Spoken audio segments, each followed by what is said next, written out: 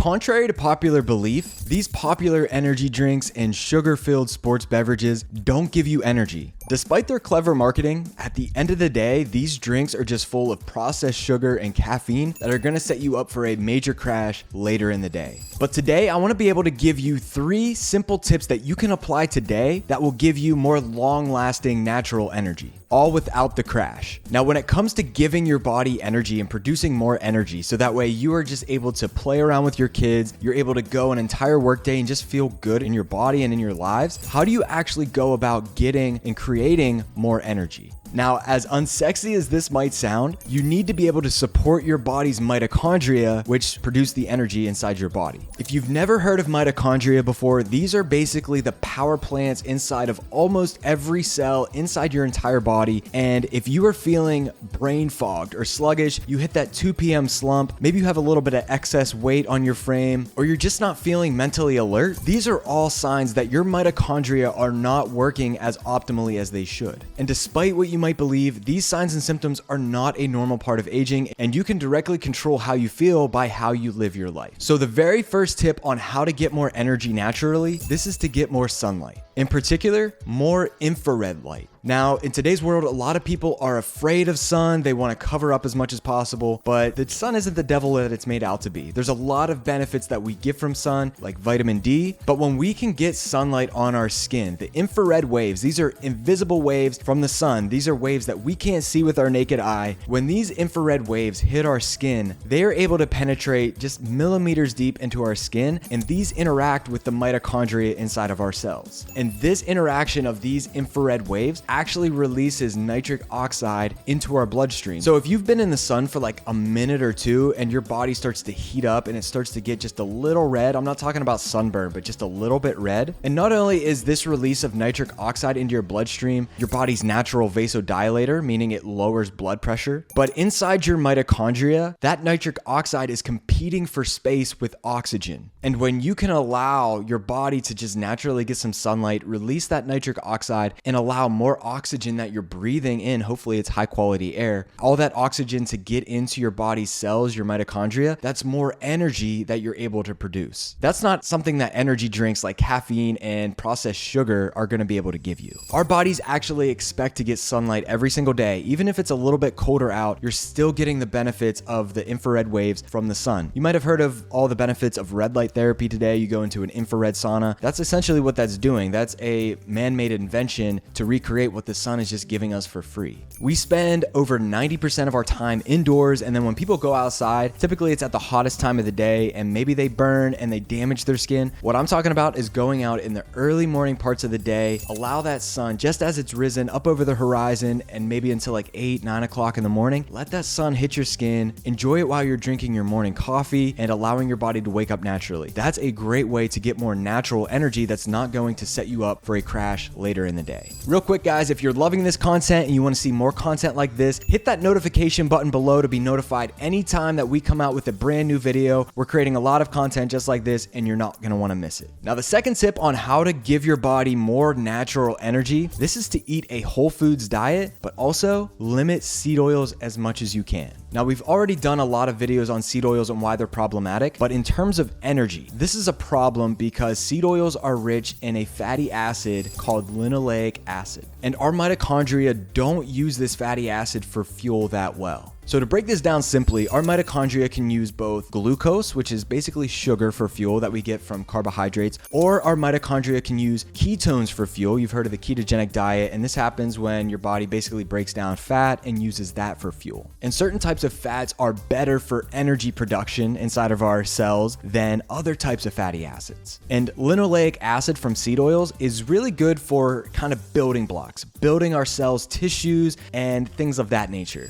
But we are getting way too much linoleic acid in our diets nowadays than we have historically. because seed oils have risen over 1,000-fold. Soybean oil has risen over 1,000 times in the past 120 years alone. And when we're eating so much linoleic acid, this actually gunks up our mitochondria. And over time, over years to decades, this is really going to cause your mitochondria to become dysfunctional. Because there's this term called early onset mitochondrial dysfunction. It's a weird term. You probably heard of erectile dysfunction, but the same thing happens to your mitochondria. Your mitochondria can't get it up either. And this happens when our mitochondria get gunked up from things like processed sugar, too much linoleic acid from seed oils, and things that you're getting from an ultra processed food diet. In today's world, a majority of people are eating on average 10% of their total calories from linoleic acid thanks to seed oils. But historically, we've only gotten about less than 1% of our total calories from linoleic acid. And when you're eating 10 times more of something, this is going to make a huge difference in the outcome of what's going on inside your body. So here's what I would suggest. Limit the foods that are more ultra processed that you would find in the center aisles of the grocery store. This is going to be ultra processed foods that are full of processed sugar, seed oils, high fructose corn syrup, and refined grains. And then I would encourage you to eat more animal-based foods that are ancestrally aligned, like red meat, raw dairy, honey, eggs, and animal fats like tallow, butter, and ghee. Tallow in particular, this is rendered down beef fat, and this is rich in a fatty acid called stearic acid. And this type of fatty acid is used incredibly well for fuel by our mitochondria compared to linoleic acid from seed oils. This fatty acid, stearic acid, is also great for helping to encourage weight loss because eating fat isn't the same fat that's on your body. If you eat more healthy fats like tallow, butter, ghee, coconut oil, and olive oil, and avocado oil, these fats actually help you to burn fat and lose weight. And if you're doing a good strength training program, you can build muscle and have more natural energy. Now, moving on to the third tip to help give your body more natural energy, this is to move your body often. Movement in general, I'm not talking about doing crazy workouts, but just moving your body actually creates a type of energy called piezoelectricity. This is a type of energy that we create just from moving our bodies, and this creates a lot of ATP inside of our mitochondria. ATP, or adenosine triphosphate, is the energy currency of the body. The more ATP you're able to put out, the more energy that you're gonna have. And if you're chronically tired now, if you constantly hitting that 2 p.m. slump and you're just feeling tired overall, I get it. It can sound so counterintuitive that you need more movement in your life. And it might sound like the last thing that you want to do. You know, you're tired. I don't want to get up and move my body. That's the last thing I want to do, right? That's what we would all think. And it's hard to kind of break that cycle. But if you can just get up and do 5 to 10 minutes of a walk, ideally, preferably outside, you're going to get that sunlight. You're going to have that natural little boost of energy. You're going to release that nitric oxide and you're going to come back. And I bet you're probably going to feel a little bit more energized. So what would this look like, kind of putting all three of these tips into practice? Well, my best recommendation is to go for a walk first thing in the morning, within the first 20 to 30 minutes of waking up, before you even have your coffee, before you have your drink. Go get that early morning sunlight on your skin.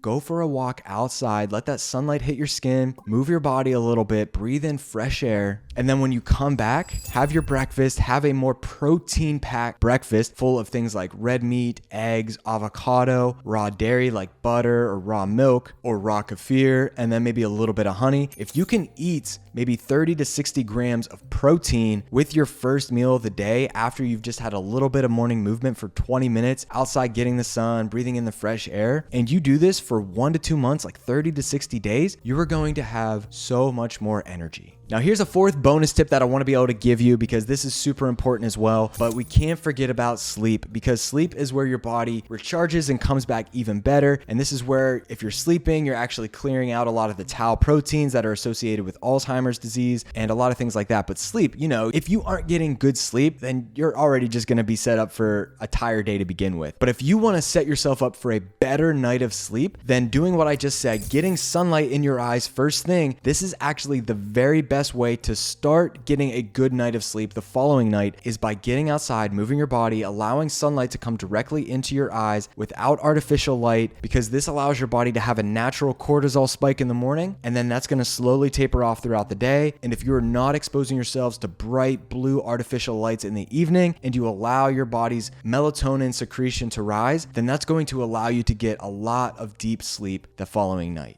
I can't emphasize this one enough, but by avoiding blue light at night, this is really going to help your body to be able to get deep sleep as well, because just a little bit of blue light exposure to your eyes, I mean, from these overhead lights to your phone, to your TV, to the outside street lights, just a little bit. It's like 20 minutes of that exposure in your eyes. That's telling your body that it's still daylight, that the sunlight's still shining. Even though the sun might have gone down 2 hours ago, we could still be looking into our screens, still looking at the TV. And this is telling your body to keep cortisol levels elevated and to keep melatonin suppressed. And this is the exact opposite of what you want to do when you're trying to get good night's sleep. And actually being exposed to these lights for about 20 minutes can suppress melatonin for 90 minutes after. So if you've been staring into TV, into your phone screen without having blue light blocking glasses on, these are these red tinted lenses, or without having night shift on your phone screen, or without having like red lights on throughout the house, then you could be getting sleep, but you might not be entering those deep stages of sleep because your body's not producing melatonin.